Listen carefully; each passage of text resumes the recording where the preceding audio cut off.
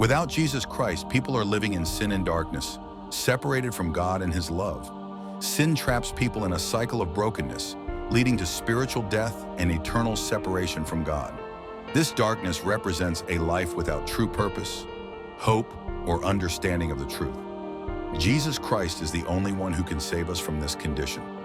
Through His sacrifice on the cross, He paid the price for our sins, offering us forgiveness and the gift of eternal life.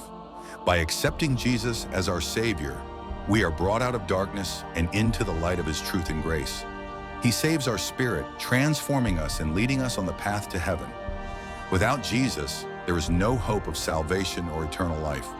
He is the way, the truth, and the life, and only through Him can we be reconciled with God and receive the promise of heaven.